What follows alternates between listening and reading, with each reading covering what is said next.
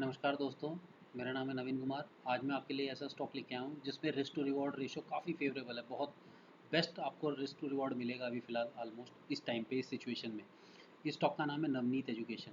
अगर आप देखेंगे ये अभी करंटली 102.9 प्राइस पे, यानी अप्रॉक्सीमेटली 103 के आसपास ये अभी ट्रेड कर रहा है। अगर आप देखें तो पिछले 1 महीने से ये इस ज़ोन में है। अगर मैं आपको दिखाऊँ यहाँ पे ड्रॉ करके, तो ये जो रीज़न है, इस रीज़न में ये कंसोलिडेट कर रहा है और ये रीज़न जो है करीब 1 महीने का है। ठीक है, अगर आप देखना चाहें तो मैं इसको आपको दिखाता हूँ।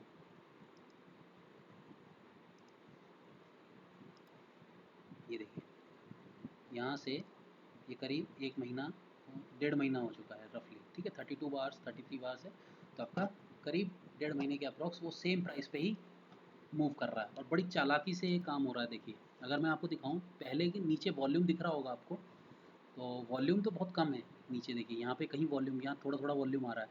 ग्रीन कलर का कैंडल जो है उसका मतलब बाइंग हो रही है। तो यहाँ पे काफ़ी बाइंग करी गई है, यहाँ पे करीब बड़े इन्वेस्टरों के थ्रू। यहाँ पे देखिए कितना एक्यूमुलेशन है इस जोन में, अगर आप इस रीजन में देखेंगे तो। ठीक है, एज़ कम्पेयर टू बाकी पहले के। अगर मैं आपको इसको लॉन्ग टर्म का चार्ट दिखाऊँ, तो वीकली कैंडल पे मैं आपको दिखाने की कोशिश करता हूँ। देखिए, ये देखिए, ये पहले इतना वॉल्यूम कभी नहीं आया जितना वॉल्यूम यहाँ पे आ रहा है। ये जो रीज़न है, आपको ड्रॉ करके दिखाता हूँ। इस रीज़न में जो वॉल्यूम आ रहा है, इतना वॉल्यूम पहले कभी नहीं आया है। देखिए, पहले भी बहुत कम रहा है। यहाँ जो वॉल्यूम था उसके हिसाब से प्राइस जो है वो 80 से कहाँ तक चला गया था, अप्रॉक्सीमेटली 190 के आसपास चला गया था। ठीक है, और अब फ़िलहाल किस प्राइस पे है, सेम उससे थोड़ा ऊपर प्राइस पे। लेकिन अभी देखिए वॉल्यूम कितना ज़्यादा है पहले के मुकाबले। पहले यहाँ पे कितना वॉल्यूम है, उसके मुकाबले यहाँ सबसे ज़्यादा वॉल्यूम है। इसका मतलब ये प्राइस चलने को तैयार है, लेकिन इसको बढ़ाया नहीं जा रहा है। देखिए कितना ज़्यादा वॉल्यूम आया है यहाँ पे, फिर भी प्राइस जो है वो ज़्यादा मूव नहीं करी है ऊपर। ये यहाँ पे कंसोलिडेट कर रही है। ये मैं अभी वीकली कैंडल पे मैं दिखा रहा हूँ आपको। और एक और चीज़ मैं आपको बताना चाहता हूँ इसमें, ये देखिए,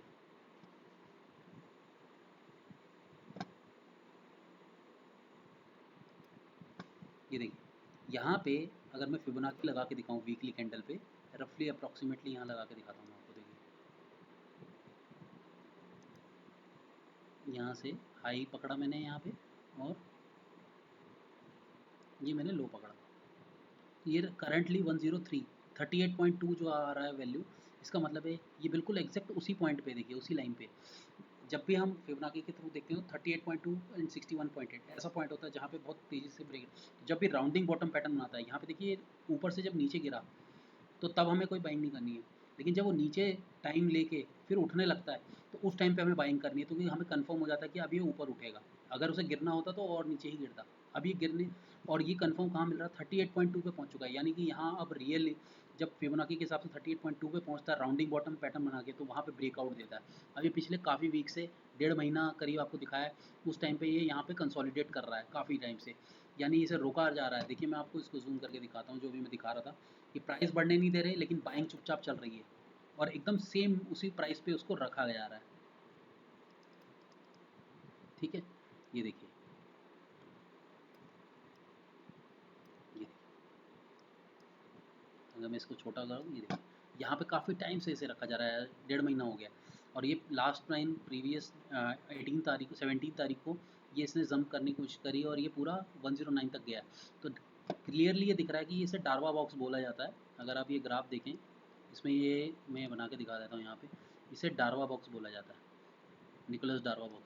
और ये डार्वा बॉक्स से जैसे ही ये अगर क्लोजिंग बाहर देगा, उस दिन ये ब्रेकआउट दे देगा।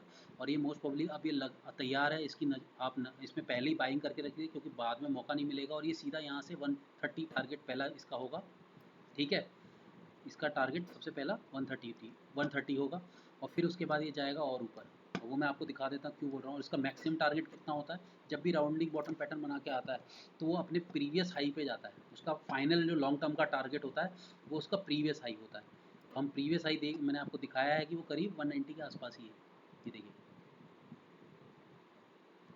ये करीब यहाँ पे, ये कितना है इसका, अप्रॉक्सीमेटली आपका 193 है।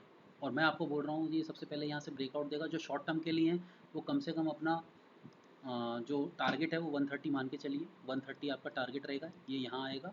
और उसके बाद फिर ये जाएगा अपने, अगर लॉन्ग टर्म आप रख सकते हैं तो आप ये 185 82 अप्रॉक्सीमेटली आप रख लीजिए, इसका टारगेट 182 यहाँ पे। ठीक है, तो ये वाले टारगेट पे आपका वो आता हुआ दिखेगा आपको। तो जितना आप में पेशेंस रहेगा उतना ज़्यादा अच्छा है, क्योंकि यहाँ देखिए नीचे गिरने की संभावना कम है, क्योंकि जितना नीचे गिरना था वो यहाँ पे गिर चुका है कोविड, जब अभी शॉर्ट टर्म में कोविड आया था तब।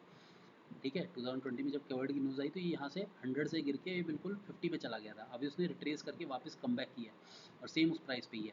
अब ये धीरे धीरे यहाँ से अगर इसे गिरना होता तो यहीं ऊपर उठता ही नहीं, लेकिन अभी ऊपर उठ चुका है, 38.2 पॉइंट तक आ चुका है फिबोनाची के हिसाब से।